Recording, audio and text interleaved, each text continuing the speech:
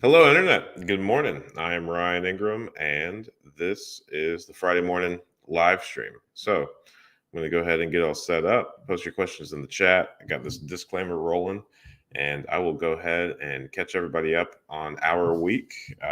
Last week, we closed on, I think, about 6 or 7 properties. I'm not quite sure. We're closing on another 2 today. And we have some pretty good progress that we've made. We're doing a refinance. We've got a firm date on that. And then we're also buying another business by the end of the month. So I'm really looking forward to sharing our new business venture with everyone and kind of talking about the details of that. Pretty exciting stuff. We currently have 31 properties under contract, and hopefully we should close on those, I guess, by the end of the month. Some of them. I think most of those contract dates are in July, so it should be a good month for us. So far this month, we've already closed on 9 properties. So everything's going well.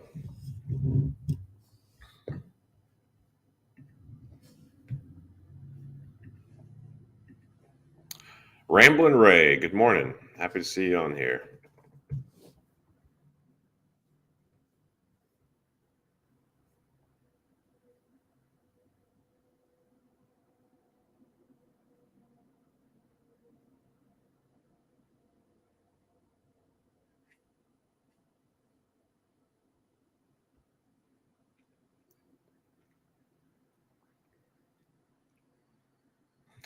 I have been part of some speculative conversations over the past couple of weeks about foreclosures and whether or not those are going to come back in droves as soon as like subsidies, assistance, and stuff like that kind of dries up. And I really don't think so. I am cautiously optimistic that everybody that currently has loans will keep them in order. And I do not think that we're going to see a significant number of foreclosures hit the market. So I know it has been quite some time since we have purchased a HUD home or any foreclosure from like a sheriff sale auction or anything like that. And I think that trend is going to continue. The only reason that I really say that, and obviously I don't know, right? I heard a quote. I think it's one of my new favorite quotes. There are 2 types of economic forecasters: those that don't know, and those that don't know they don't know, just because there are so many variables out there.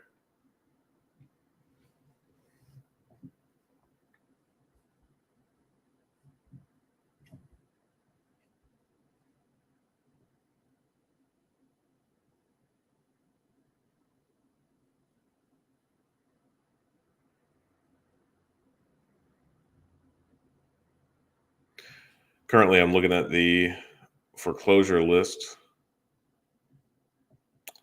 for Montgomery County.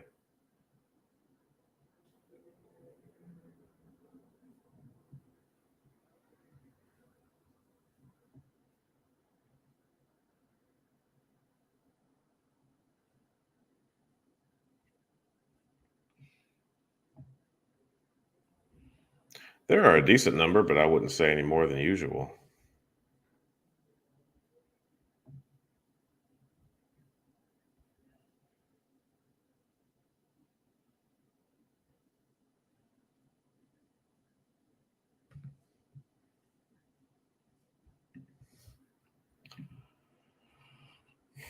All right. Let's see.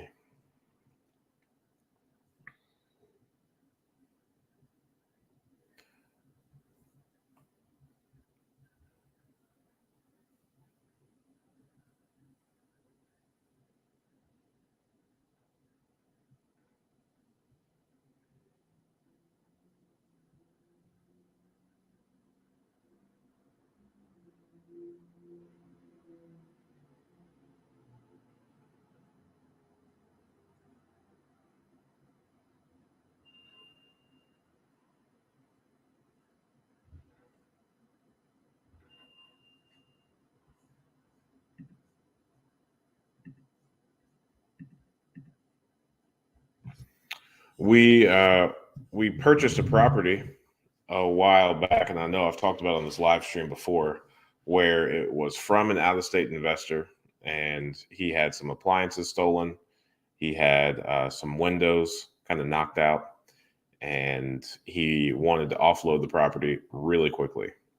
So it needed a little bit of work. We've done that work. And in addition, we also installed some security doors, the ones that, are real solid. They have the locking handle and also the deadbolt. In addition, they're installed in a manner where the screws to install those are inside of the door. So in theory, you shouldn't be able to get through it. Well, I went by there yesterday because the electric meter was also stolen. And one of the security doors was stolen. The electric was on, the electric meter, all of the electrical issues have been fixed. But one of the doors was missing. So I thought that was really impressive. So we're going to have to install another security door. Finally, putting an offer on a commercial building today. Edward Jones' new 5-year lease. Nice. $1,350 a month. $60,000, but I have to pay the utilities. Averaged $400 on the high side. That sounds pretty solid. That sounds better than any investment that will be made inside of that office. That's funny. You are getting a higher return than your occupant. That's really cool. That's a solid buy. I think, I don't have any experience in commercial buildings in general. And I definitely don't have any experience in leasing to larger companies. But from my understanding, you're able to take these leases almost on like a same as cash type situation from the bank. I guess what I'm saying is the banks love leases from larger businesses and are willing to kind of consider that significantly more so than rent from, more common residential small business type people. So good job. That's a big win. Great for your portfolio. Where is this in proximity to your laundromat? It is not, it's not like a strip mall or anything. Good work. It's really exciting.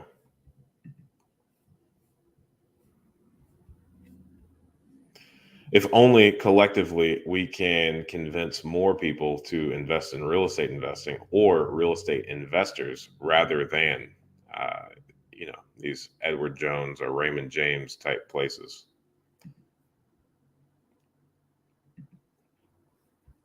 I spoke recently on 30 Minutes Away. That's not bad. That's pretty solid. Hopefully I don't need to go there ever. Yeah. Yep. I had a conversation recently with a real estate investor. He bought a commercial property in the 80s, and it has been the same. It's a Fortune 500 company that rents the building out for them. It's a triple net lease. He went there. He said he's been there only 2 times since he's owned it. So in the past 40 years, he's only been there twice. And the only money that he has put in it has been about $500 to do something to the floor in one of the bathrooms. And that's it. I thought that was pretty astonishing, very remarkable. So I don't know anything about commercial real estate investing, but that story was inspiring. I think that's pretty solid.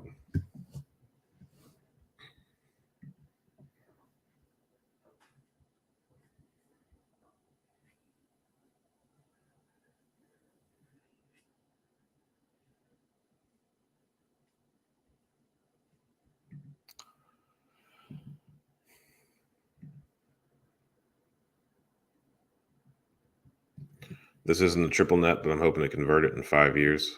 It makes sense. It probably won't be too hard of a sell, especially 5 years from now.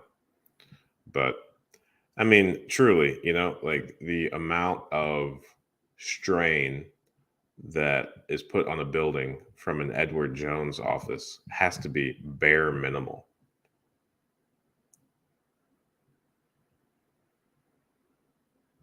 because they've got their paint schemes. They've got their own kind of logoed stuff and pictures. Their decor is pretty straightforward. People don't really spend much time there. I don't think it'll be a high traffic area at all. Yeah, I don't know. I guess you could make it a triple net if you'd like, but I guess that would help kind of limit some of your exposure that you may have. But at the same time, you know, normal wear and tear should be pretty low, I would think.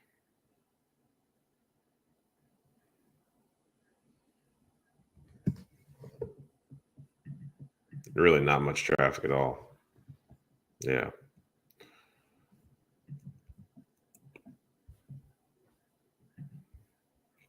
All right. Any questions you might have, go ahead and put them in the chat. Happy to answer those. Everything's been going really well. This past week, I know it's the summer. I really haven't had many comments on the YouTube session this past week. Traffic is picking up a decent amount on the channel. So that's good. A lot of new people are finding the channel. We have increased by subscribers higher than normal, which is good. So I don't really have anything to talk about if it's not for questions being asked. I haven't had many conversations that I think are worth kind of reiterating this past week. I had one conversation about Bitcoin being the future. I don't really think that's worthy of repeating. I don't really have an opinion about it. I don't think that'll be the case. In the event that Bitcoin becomes standard currency or somehow replaces the United States dollar, then we will convert our expectations of rent from United States dollars to Bitcoin and keep it trucking, keep moving on the real estate front. So we're going to continue to focus on assets that produce things or provide things. Real estate, providing shelter, businesses, providing services, meeting the needs of people. We're never going to consider speculation or holding an asset in hopes of a future action. We're not going to consider investing in things like that.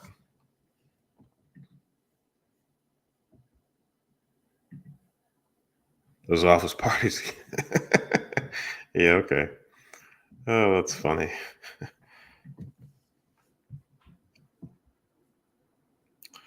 The only other thing that I've got that I think I would consider is with the Mastermind group. What we're going to do, and what I've taken an interest in, and what we're going to kind of do as part of the Mastermind for the foreseeable future, is we are going to read some books and listen to interviews by billionaires, whether they are in real estate investing or not, and kind of the wisdom imparted by billionaires about money and markets, I believe, are pretty interdisciplinary. So they don't necessarily have to be real estate billionaires in order for their advice to be prudent and applicable to real estate investing. So we have been going over Howard Marks for quite some time. I know I've mentioned Howard Marks on the last couple of live streams that I've done, and he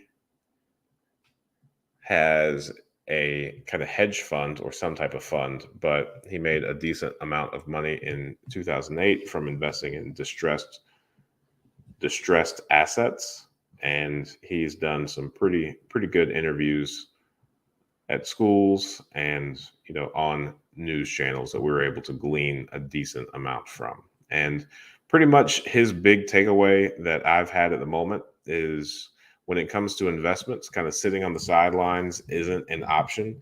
Making the best investment decision on the options at hand is about all that you can do. And, he really doubles down a lot on people that speculate. He's the guy that said there are two types of economic forecasters: those that don't know and those that don't know they don't know. So he says that the variables are so vast, and what could potentially happen, there's so many different options that you have a significantly higher chance of being wrong than right. So be leery of trying to forecast things and make the best decisions that you can given the information that you have on hand.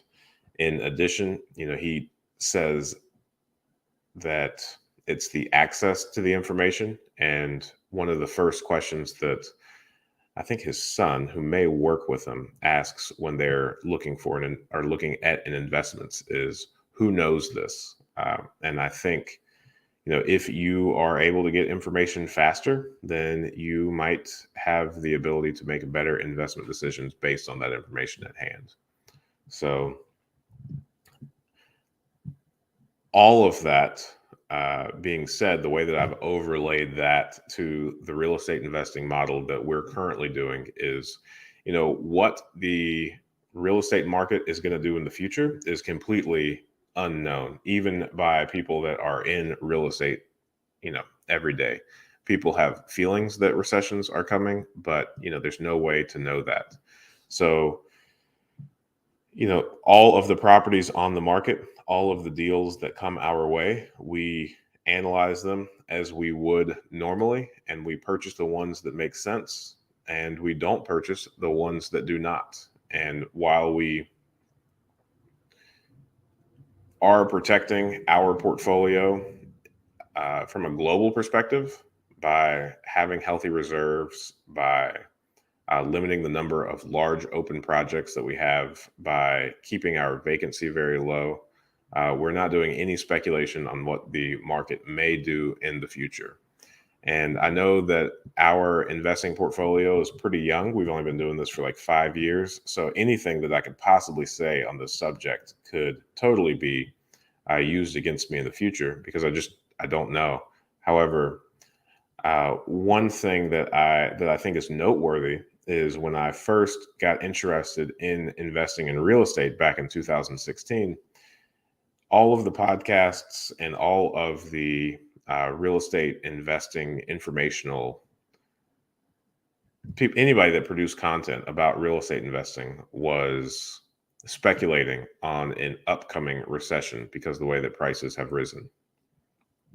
And since 2016, they haven't done anything but continue to rise. So I met several people in 2016 that, were very vocal about them sitting on the sidelines waiting for better deals to come.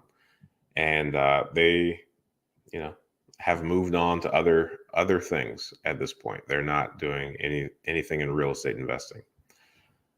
So if we chose to sit on the sidelines and wait back in 2016, we wouldn't have near the portfolio that we do now. At this point, I would argue that if a recession were to occur, then we are better poised now because we took action then than if we took no action, still waiting on it, right? So I would proceed with caution. And in real estate, I would make the decisions about investing with all the information that you currently have on hand. And again, to Howard Mark's point, if news about a wave of foreclosures that is factual, like actually backed up and is in the process of happening, or if prices are, decreasing still, or I don't know, any signs of a recession in real estate, then sure, you're going to want to take that into consideration and be agile and kind of pivot your strategy. So in the meantime, we're going to continue purchasing properties, analyzing them as we have been, and continuing to look at the best deals. And I would say as well, some of the investors that I know, they have been buying properties since the 90s. They really substantially increased their portfolio during the 2008 housing crash when the property values greatly decreased. And some of those have slowed down on acquiring properties because the prices are getting so much higher than they are used to. And I can see that, and I respect that.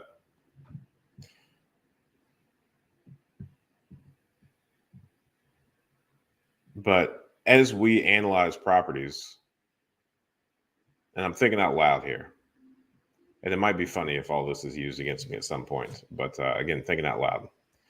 So if we are analyzing properties in a manner where 75% of the after repair value is our all-in price. So if purchase price plus renovations price is 75% of the after repair value or less, then the properties can from let's use 2016 when the all-in price was 40,000. These properties would likely appraise for 60 or 75,000. Well, now, while the all-in price might be 65, 75,000, proportionately, the properties will now appraise for, the 130 to 140 range. So if we are staying true from a percentage standpoint, then whether we're paying $5,000 on the purchase price or $50,000 on the purchase price, the formula is the same, as it's a percentage of the money invested rather than kind of fixed rate things. So I think that should count for something. So we're going to continue analyzing and making sure that each time we purchase a property, the purchase price plus the rehab costs are equal to or less than 75% of the after repair value. And as we're doing this, if the market does turn, then our total exposure is only the properties that we have on short-term financing, not long-term. The properties that we already have on long-term financing, they're kind of already at home plate, right? It's very, very uncommon for long-term loans secured by real estate that are fixed ever get called or anything like that. So, the biggest exposure if the market hits are all of the properties that we have on short-term financing. Our business model is to convert those to long-term financing. But if the market tanks and our formula is, let's say we're all in at 75% of the after repair value, but now the market tanks 25%. So now the 75% we were at and we were planning on is now 100% of the value. So we may have to put money into these properties in order to refinance. However, we should still be able to refinance on long-term loans, so long as there are still banks that still have funds that still want to lend them on a long-term basis.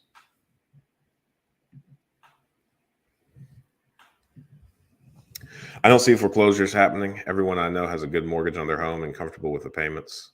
Exactly. If a property will not cash flow with a 20% down, should you consider paying more down? Also, is it better to have 4 properties financed or 1 paid off? So this is a personal preference, 100%. The latter part is, at least, whether or not you should purchase a property at 20% down that doesn't cash flow. I would not do that. Do not buy any properties that don't have positive cash flow on long-term financing. That is asking for some trouble. So don't do that.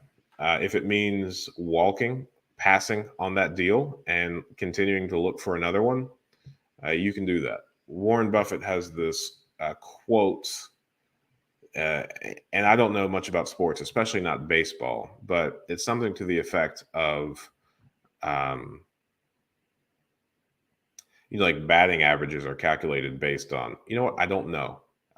His whole point, I'm just going to summarize it, is that he doesn't have to take swings. Nobody is forcing him to swing at things that he might in fact miss. So he's got the ability to only swing on deals that he knows are going to be a home run. So that's the whole thing. Nobody's forcing you to buy this deal. If the property doesn't cash flow and you don't want to put more than 20% down, then don't do it. It's not worth it. Similarly, I would argue, depending on your age, that plays into the leveraging aspect. If you want to make the most amount of money from a cash flow perspective, and you are inherently uncomfortable with debt or leverage, then buying one property outright will be a better option. because you're going to do less work. You're going to have the most amount of cash flow on that property that you possibly can because you don't have a mortgage payment. So, however, keep in mind there are four main ways of making money in real estate investing. You've got the cash flow, you've got the tax benefits, you've got the principal pay down, and you've got the appreciation. So if you have a property that is paid for free and clear, you're going to have the appreciation and you're going to have the cash flow. However, you're not going to participate in principal pay down because there is no mortgage, and you are not going to participate in no, you're still going to benefit you're still going to benefit from the tax benefits.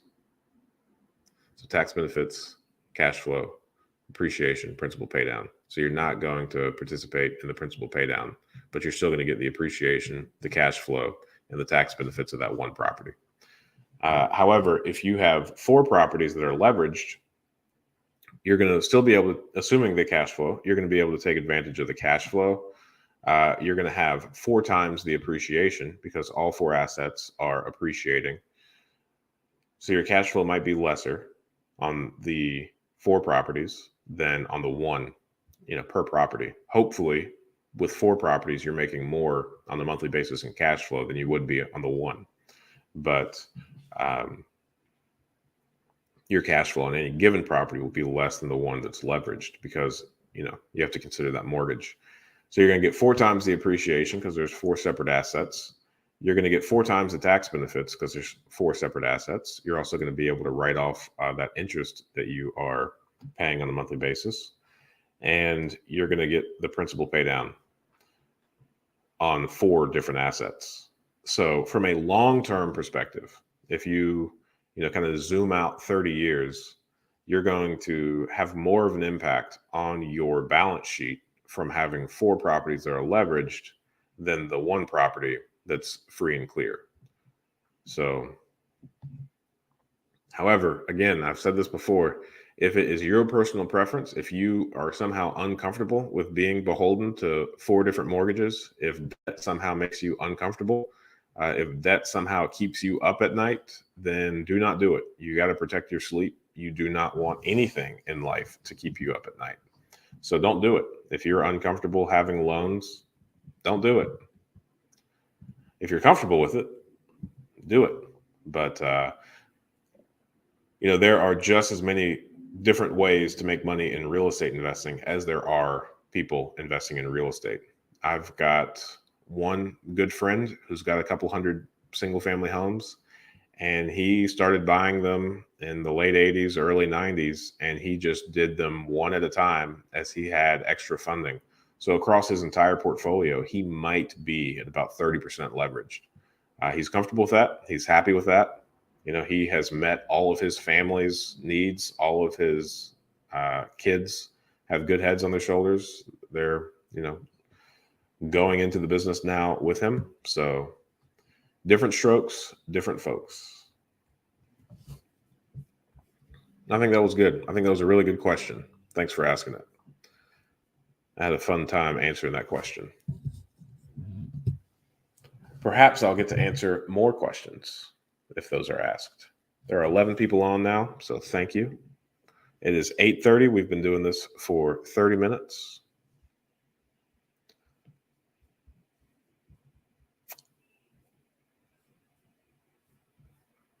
See, any question you might have, go ahead and post those.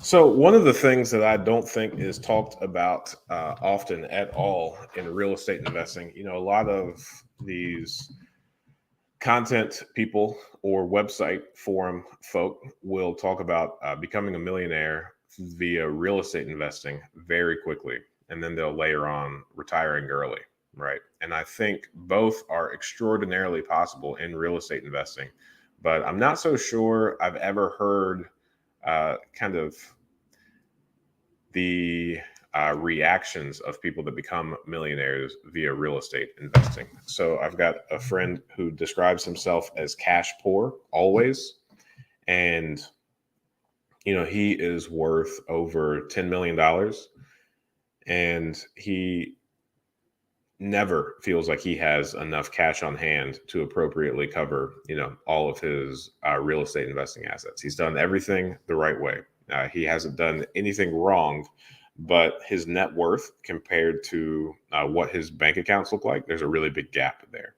When you become a millionaire via real estate investing, it is largely going to exist on paper.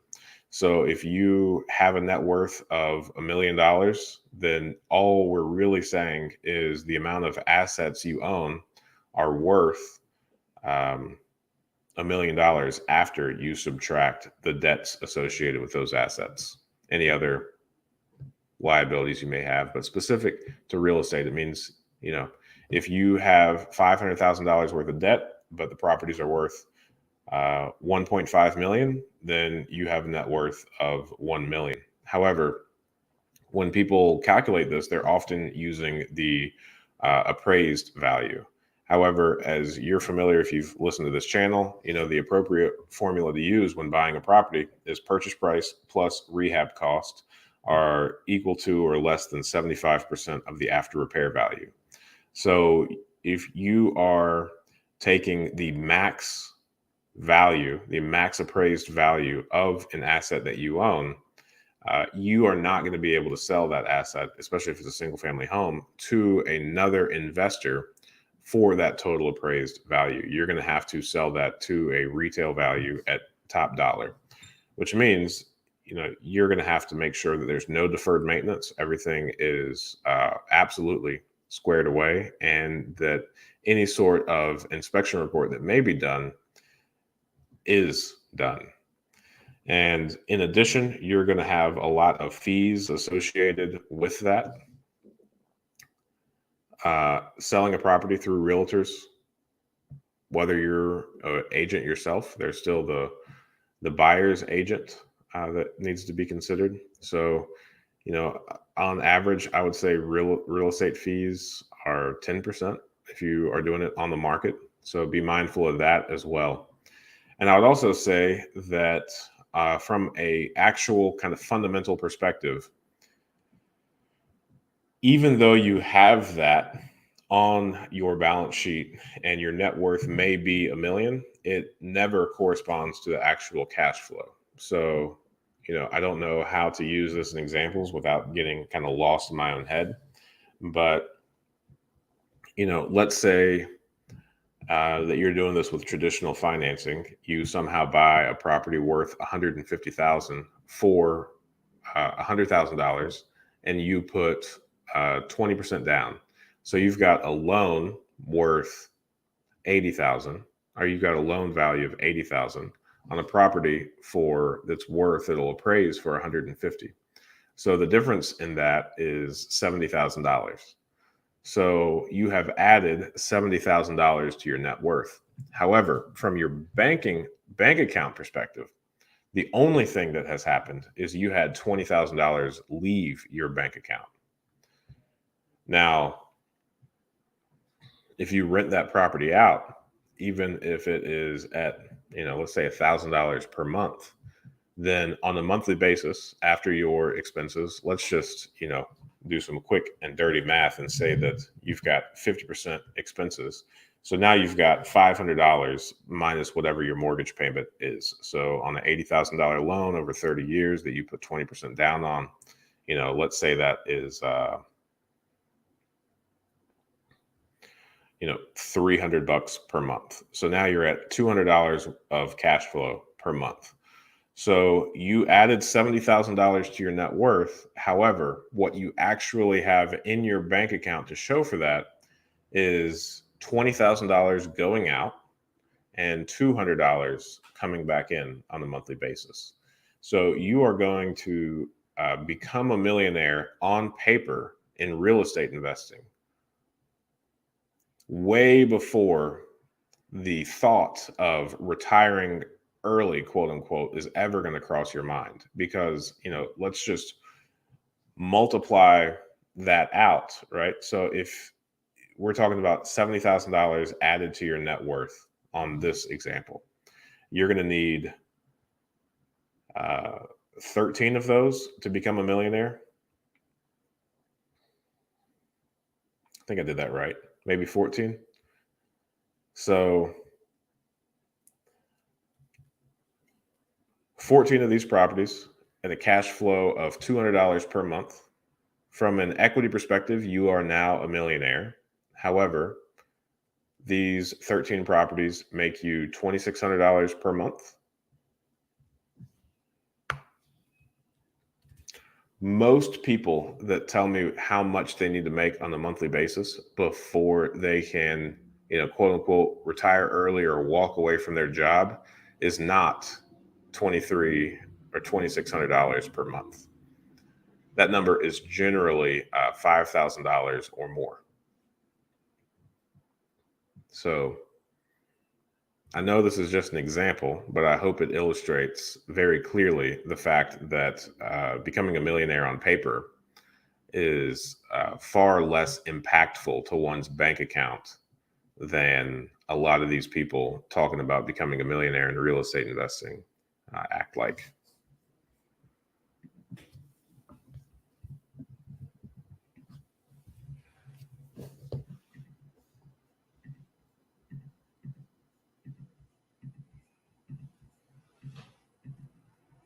Also, let's play out the down payment on that as well. So $20,000 down on that example times 13,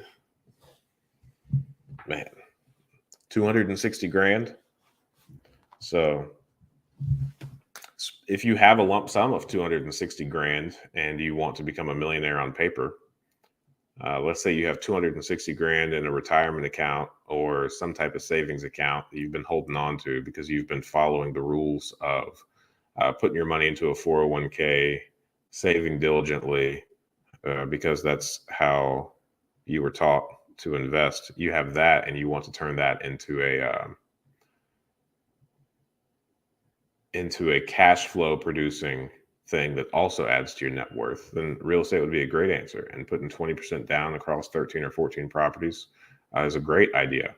You're going to immediately be worth over $1 million on paper, and you are going to get $2,600 per month on those examples that we just did. So that's a solid 10% return on cash and a 3x on your balance sheet as far as your net worth goes. So it's not without merit. However, I just want to point out it's dicey.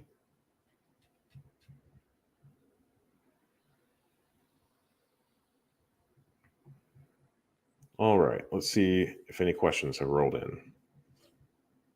Yes, we have bought several properties on foreclosure auctions. We have done auctions. We have done many auctions. It's a mixed bag with foreclosures, especially at auctions. You have no idea the condition of the interior of the home. So that's like ultimately the biggest variable. You have no idea how to appropriately complete the formula because you've got, remember, the 75%, the after repair value is your total purchase price plus after repair value. So you're really, rolling the dice on what your rehab costs are going to be. There's no way to really know on foreclosures. So it's really difficult to do that. Well, sometimes you get lucky, and sometimes it only costs $10,000 to rehab a property, and you're expecting it to be 30 or 40. However, equally, it can also cost $50,000 or $60,000 to rehab a property where you were expecting 30 to 40. So It's not a bad way to buy properties. It's just one way to buy properties. And I would say if you are interested in building a portfolio, you need to constantly be looking at about 7 different ways to buy properties. In fact, there's a video that I did about 7 streams of deal flow. I like that video a lot, and I think about it often as I think just naturally humans like doing the same thing over and over, and you get really used to finding deals one way, and you have to remind yourself that you have to constantly be looking for deals in multiple different ways. You can't just only do foreclosures or only do properties that need quiet titles, or you'll get a really funky looking portfolio. All right. Well, I'll give it a couple more minutes for any type of questions. But if not, next week, 8 a.m. Eastern Standard Time, I'll be right here to answer some more questions.